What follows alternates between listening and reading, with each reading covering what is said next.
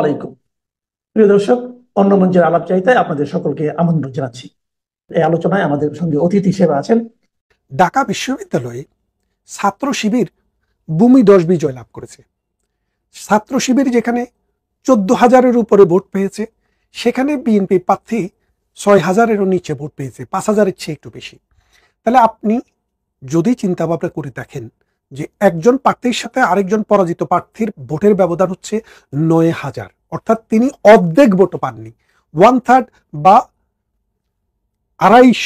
আড়াই গুণেরও বেশি ভোট পেয়েছেন বিজিত প্রার্থী, আর পরাজিত প্রার্থী পেয়েছেন 5,000 ভোট।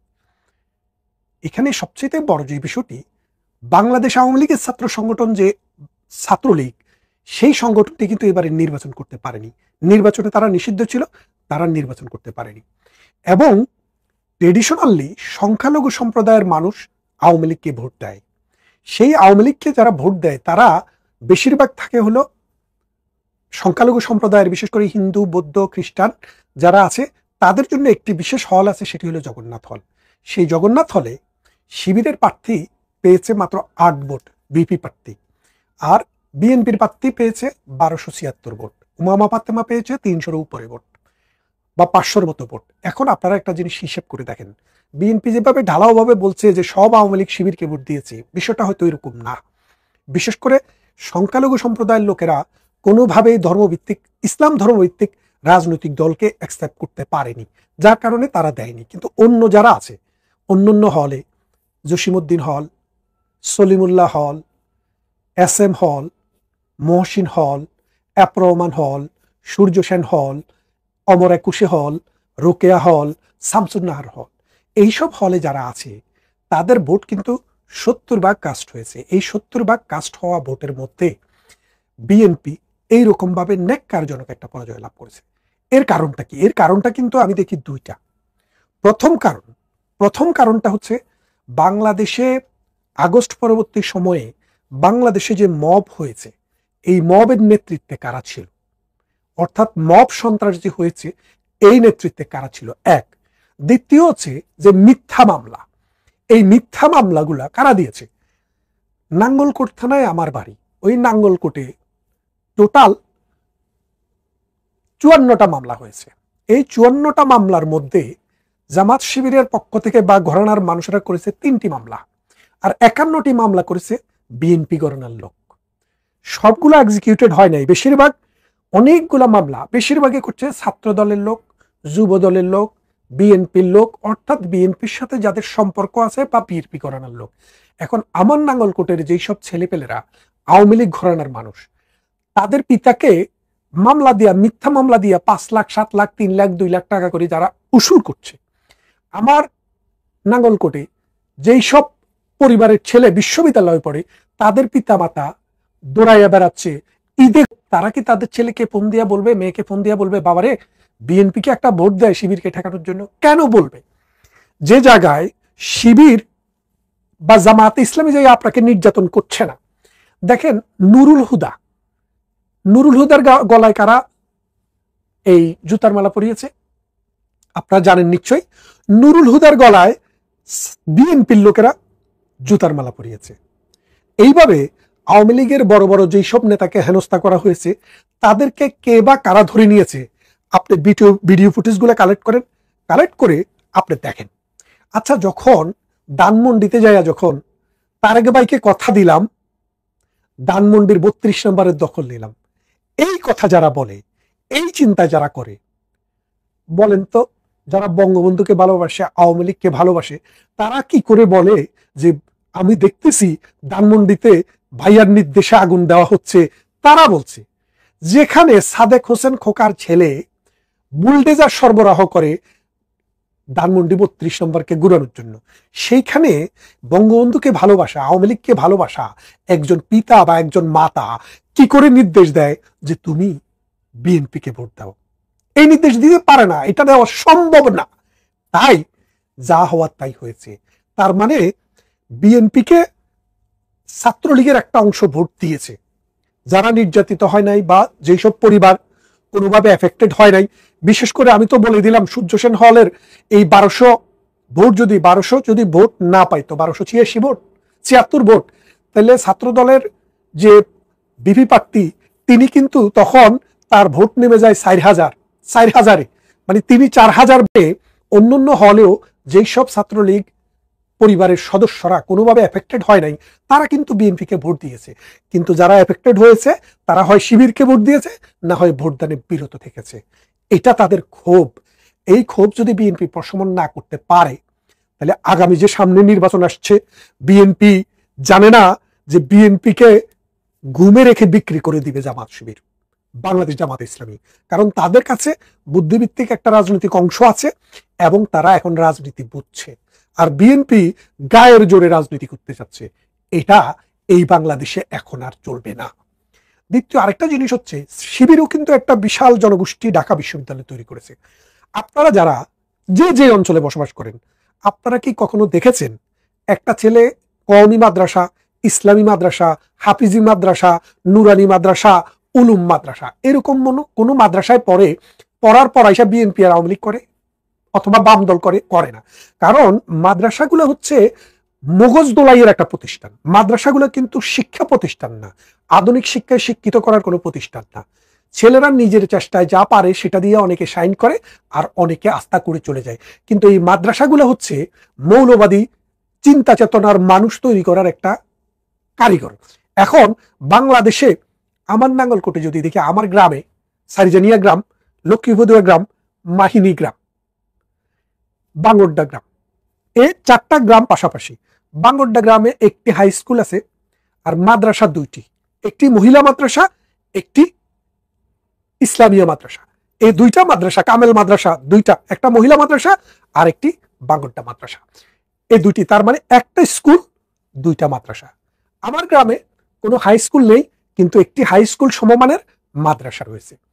আপনি যার মাহিনীতে একটি স্কুল, মাদ্রাসা মনে হয় 2টি 3টি, তার মধ্যে একটি উলুম মাদ্রাসা, একটি হাফেজি মাদ্রাসা এবং ইসলামিয়া কামেল মাদ্রাসা এই গ্রামে নেই। তারপরে আপনি যান মন্তলি, একটা স্কুল একটা মাদ্রাসা। তার মানে হচ্ছে স্কুলে যারা যায় তাদের থেকে কেউ বিএনপি হয়, কেউ আওয়ামী লীগ হয়, কেউ বাম দলীয় জোট হয়, কেউ জাতীয় পার্টি হয়, আর কেউ কেউ দল নিরপেক্ষ থাকে। 4টা ভাগে চলে যায়। আর মাদ্রাসা যারা পড়ে তাদের 98% সব জামাত করে, অর্থাৎ শিবির করে। এখন ঢাকা বিশ্ববিদ্যালয়ে যে ভর্তি পরীক্ষাটা এমন ভাবে করা হয়েছে, আমার ছাত্র জীবনের একটা কথা বলি আপনার ভুলে যাওয়ার আগে, যে আমি যখন ক্লাস 5-এ পড়ি তখন ধর্ম পরীক্ষা, ইসলামিয়াত পরীক্ষায় আমাকে হুজুর স্যার, তার বাঙ্গরডা মাহিনী বাজারে একটি লাইব্রেরিও ছিল, তো তিনিও জামাত করতেন। পরবর্তীতে দেখেছি বড় হয়ে, ছোটবেলায় জামাত বিএনপি 5-এ থাকতে কিছু বুঝি নেই, আওয়ামী লীগ বুঝি নেই, কিন্তু যেটা বুঝেছি এটা বুঝেছি হলো স্কুল কলেজে গিয়ে। তো তখন উনি আমাকে 10টি প্রশ্নের উত্তর 10 করে 100 ছিলাম। তো একটি প্রশ্নতে আমাকে তিনি 8 দিয়েছেন, আর 10টি প্রশ্নতে তিনি আমাকে 10 করে 10 100 দিয়েছেন। মানে আমাকে এত পছন্দ হয়েছে, ভালো লিখেছিলাম, 108 নাম্বার পেয়েছি 100 নম্বরের পরীক্ষায়। তো পরবর্তীতে আমি দেখলাম যে উনার কাছে মানে মোটামুটি উনার পছন্দ মতো কিছু হলেই উনি শতভাগ নাম্বার দিয়ে দেন, বিঘাত মাইপা, মানে 1 বিঘাত 2 বিঘাত 3 বিঘাত, অথবা 1 পাতা 2 পাতা 3 পাতা, ওইভাবে। আমার লেখা খুব পরিষ্কার ছিল এবং আমি খুব স্পিডে লিখতাম, যার কারণে আমি দেখেছি উনি 108 দিয়েছেন। কিন্তু বাংলা, ইতিহাস, সমাজবিজ্ঞান, অমুক তমুক যত সাবজেক্ট আছে, ওইসব সাবজেক্টে কোনো সাবজেক্টেই 80-র উপরে নাম্বার তুলতে অনেক কষ্ট হতো, কিন্তু ইসলামিয়াতে আপনি 100 তুলে ফেলতে পারতেন। এবং আরো একটি বিষয় দেখেন, বাংলাদেশে যে ম্যাট্রিক পরীক্ষা হতো, ম্যাট্রিক পরীক্ষায় যারা ফার্স্ট ডিভিশন পেত, তাদের আমাদের সময়ে 90% লোক ধর্মে স্টার পেতেন। তার কারণটা কি? কারণ তারা বিগত নাম্বার দেন। সেই জিনিসটা মাদ্রাসায়ও হয়, এখনো তাই চলছে।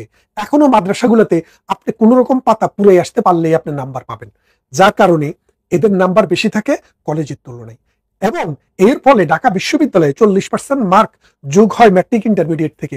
এই মাদ্রাসার ছাত্ররা এখানে এসে ডাব্বা মেরে দিচ্ছে, মানে স্কুলের ছাত্ররা যেখানে ডাব্বা মারছে, মাদ্রাসার ছাত্ররা সেখানে উঠে যাচ্ছে। যার ফলে এই মাদ্রাসা থেকে শিবিরের যে এজেন্ট, মানে যেখান থেকে যে এজেন্সি শিবিরের, সেই এজেন্সি থেকে ছাত্ররা আসছে বেশি, এবং এটিও একটি কারণ। এখন এই কারণকে প্রশমন করতে হলে বিশ্ববিদ্যালয়কে চিন্তা ভাবনা করতে হবে। চিটাগং বিশ্ববিদ্যালয়ে আপনি ল ডিপার্টমেন্টে যান, এখানে মাদ্রাসা, স্কুল, কলেজ, বিশ্ববিদ্যালয় নেই। আপনি পরীক্ষা দিবেন, ওই পরীক্ষার ভিত্তিতে যে নাম্বার পাবেন তার ভিত্তিতেই আপনি বিশ্ববিদ্যালয়ে ভর্তি হবেন। যার কারণে এই বিষয়টা এখন ভেবে দেখার একটা বিষয় হয়েছে। এই দুইটা কারণে বিএনপির এই ভরাডুবি। আর তৃতীয় আরেকটি জিনিস আমি যেটা বলতে চাই, সামনে একটি নির্বাচন। দেখেন নুরুর দল কিন্তু গতবারে কিন্তু বিপি হয়েছিল, নুরুর দলও ছিল না। তার মানে বিশ্ববিদ্যালয় ছাত্ররা যে সরকার থাকে, সরকার বিরোধী বিপি পাশ করার সম্ভাবনা সব সময় ৮০ ভাগ থাকে। এখনো যদিও ডক্টর ইউনূস দেশ শাসন করছে, কিন্তু এখনো মানুষ ভাবছে আওয়ামী লীগের বিরোধী একটা ধারা, এই ধারাটা বিএনপির কাছে না গিয়ে জামাতের কাছে গিয়েছে। কারণ আমি ৬ মাস আগে আমার ২টা ভিডিওতে আমি বলেছি বাংলাদেশের দল থাকবে মূলত ২টি। একটি থাকবে মুক্তিযুদ্ধের সপক্ষের প্রগতিশীল এবং অসাম্প্রদায়িক চেতনার সেকুলার রাজনৈতিক শক্তি, আরেকটি থাকবে ধর্মভিত্তিক মৌলবাদী সাম্প্রদায়িক চেতনার রাজনৈতিক গোষ্ঠী। তো আগে ১৯৭৫ পরবর্তী সময়ে ওই শক্তিটার প্রথমে নেতৃত্ব দিয়েছিলেন জিয়াউর রহমান, পরবর্তীতে সেই নেতৃত্বটা চলে গেছিল এরশাদের কাছে। এরশাদের কাছ থেকে আবার খালেদা জিয়ার হাত ধরে, তারেক জিয়ার হাত ধরে ছিল। এখন সেটি ৫ আগস্টের পর ২০২৪ সালে সেই দায়িত্বটি, সেই ক্ষমতাটি তারেক রহমান ধরে রাখতে পারেননি। সেই ক্ষমতাটি চলে গেছে এই জামাতের কাছে। তাহলে এখন আওয়ামী লীগ থাকুক বা না থাকুক, এই দেশের রাজনৈতিক শক্তি এখন ২টি, একটি আওয়ামী লীগ, একটি এনটি আওয়ামী লীগ। এই এনটি আওয়ামী লীগকে নেতৃত্ব দিচ্ছে এখন জামাতে ইসলামী। সুতরাং ভবিষ্যৎ রাজনীতিতে বিএনপিকে সিদ্ধান্ত নিতে হবে তারা মুক্তিযুদ্ধের সপক্ষের যেই দায়িত্বটা আওয়ামী লীগ পালন করত, প্রগতিশীল অসাম্প্রদায়িক চেতনার যে দায়িত্বটা আওয়ামী লীগ পালন করত, আওয়ামী লীগের অ্যাবসেন্সে তারা যদি সেই পতাকাটা ধরতে পারে, আওয়ামী লীগের মানুষেরও তার পিছনে এসে দাঁড়াবে। আর তার লোক তো আছেই, নিরীহ মানুষে এসে দাঁড়াবে। আর যদি তা না করতে পারে, ১ সিমটি লবণ, ১ গ্লাস পানি, একটুকু চিনি দিয়ে আপনি যদি ওর অরাল স্যালাইন করতে চান, সেটা মাত্র পেটে অসুখ হইলে মানুষ খায়, নাইলে খায় না।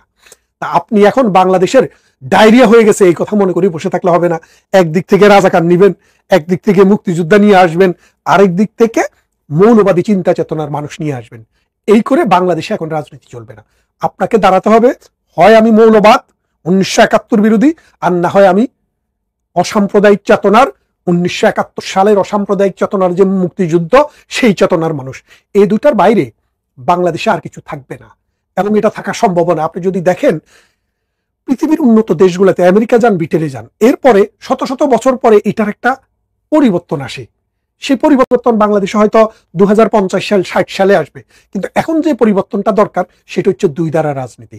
এই ২ ধারায় বিএনপি কি জামাতের অংশ হবে, নাকি বিএনপি ইন্ডিপেন্ডেন্টলি মুক্তিযুদ্ধ, অসাম্প্রদায়িক চেতনা এবং প্রগতিশীল শিক্ষার বাহনকে ধারণ করবে? এই দুটার একটা জায়গায় যদি বিএনপি না যেতে পারে, তাহলে আগামী নির্বাচনে বিএনপির ভরাডুবি কেউ থামাতে পারবে না। বিএনপিকে এখন বুঝতে হবে এই বাংলাদেশে, আপনি দেখেন এই যে একটি হলের কথা বললাম, জগন্নাথ হল, সেখানে ১২০০ ভোট পেয়েছে বিএনপির প্রার্থী, ১২৭৬ ভোট। এই ১২৭৬ ভোট, ১২৭৬টা পরিবার, হিন্দু পরিবার বিএনপি করে না। এখানে আওয়ামী লীগ সংখ্যাগরিষ্ঠ, মানে ১০০টার মধ্যে ৯০টা ভোট আওয়ামী লীগ পায় সবসময়। কিন্তু এবার কেন বিএনপি পেল না? কারণ বিএনপি এই সংখ্যালঘু সম্প্রদায়কে, এই আওয়ামী লীগের মানুষদেরকে, এই প্রগতিশীল মানুষদেরকে এই নিশ্চয়তা দিতে পারেনি যে আমরা যা করব আইনের ভিত্তিতে করব, আমরা মব করব না, আমরা ৩২ নম্বরে বুলডেজার চালাবো না, আমরা আওয়ামী লীগের মানুষদেরকে অবিচার নির্যাতন করে মিথ্যা মামলায় প্রতিহিংসা চরিতার্থ করব না। এই কথাটা যদি বিএনপি, এই আশ্বাসটা যদি বিএনপি এই এখন সেপ্টেম্বর, অক্টোবর, নভেম্বর, ডিসেম্বর, জানুয়ারির মধ্যে মানুষকে দিতে না পারে, তাহলে আগামী নির্বাচনে বিএনপির পরাজয় ঠেকানোর এমন কোনো শক্তি বাংলাদেশে নাই। তাই আসুন বিএনপিকে অনুরোধ করি, আপনারা এই কুল রাখি না শ্যাম রাখি এই জায়গায় না গিয়ে একটা কনফারেন্স করে আপনাদের অবস্থানটা ক্লিয়ার করেন। আপনার এই ঠেলা বাহিনী, আপনার এই গুন্ডা বাহিনী যারা চাঁদাবাজি, সন্ত্রাসী, মব এগুলো তৈরি করছে, মামলা বাণিজ্য করছে, পুলিশ স্টেশন দখল করতেছে, তারপরে টিচারদেরকে পিটিয়ে মানে ফোর্স থেকে নামাচ্ছে, এগুলা বন্ধ করেন। এগুলা বন্ধ করে আসেন। আওয়ামী লীগ যেহেতু নেই, এই ঐতিহাসিক সুযোগটা আপনারা নেন। আওয়ামী লীগের অ্যাবসেন্সে এই সুযোগটা আপনারা নেন। আর আপনারা যদি নিতে না পারেন, অন্ধ হলে প্রলয় বন্ধ থাকে না। মনে রেখেন, এই প্রলয় আপনাদেরকে শেষ করে দিবে। আসুন আমরা যার যার জায়গা থেকে প্রগতিশীল রাজনীতি, বুদ্ধির মুক্তি, চিন্তার স্বাধীনতা এবং বাংলাদেশের 71-এর মহান মুক্তিযুদ্ধের চেতনা নিয়ে বাংলাদেশটাকে সামনের দিকে আগিয়ে নিই। 54 বছরে আমরা যেখানে গিয়েছি সেটা দক্ষিণ পূর্ব এশিয়াতে অন্য যেই কোনো দেশের চাইতে ভালো। আগামী 10, 20, 30 বছরে আমরা আকাশ ছুঁয়ে দেখব। ধন্যবাদ সবাইকে। কথা হবে অন্য কোনো ভিডিওতে।